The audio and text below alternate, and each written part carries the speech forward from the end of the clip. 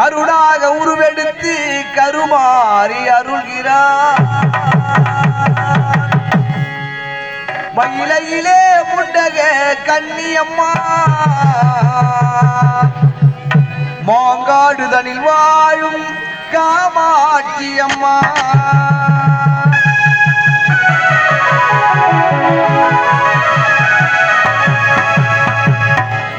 கருணை உள்ள தோடு அம்மா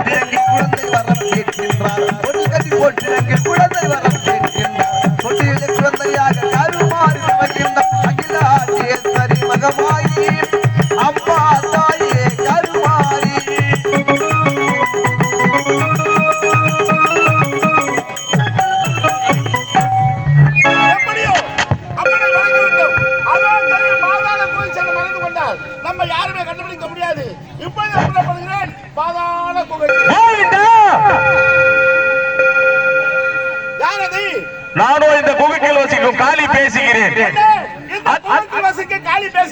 ஆமா, அத்துமீறி என் குகைக்குள்ளே நுழைந்து விட்டான். இப்போது பார், உன்னை உருவாயிடம் வேங்க போகிறேன். கோவிந்தா, உத்தரவில்லாமல் இந்த குகைக்குள் நுழைந்ததால் என்ன உயிரோடு விழுங்க போகின்றாயா? ஆமா, வெளியே சென்றால் எனக்கு ஆபத்து, ஆபத்து. உள்ளே இருந்தால் எனக்கு ஆபத்து, ஆபத்து. வெளியே சென்று அவருடைய கரத்தை நாம் ஆள்வதை விட இப்பொழுது இதோ இருக்க கட்டாரியால் என்னுடைய குடலை கிழித்து ரத்தத்தால் உனக்கு நான் அபிஷேகம் செய்கிறேன். மகனே, எப்போது உன் உயிரை விட துணிந்தாயோ உன் பத்தியை மெச்சினேன். உனக்கு என்ன வர வேண்டும் கேள்.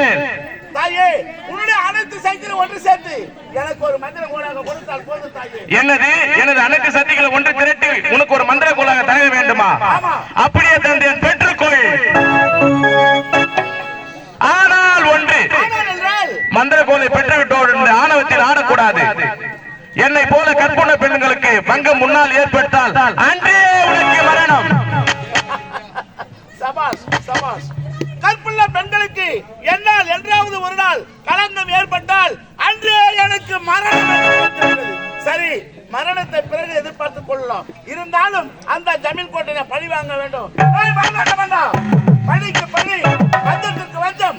நான் அடிப்பட்ட பாம்பு உன்னை கடிக்காம விட மாட்டேன்டா. புறப்படுகிறேன்.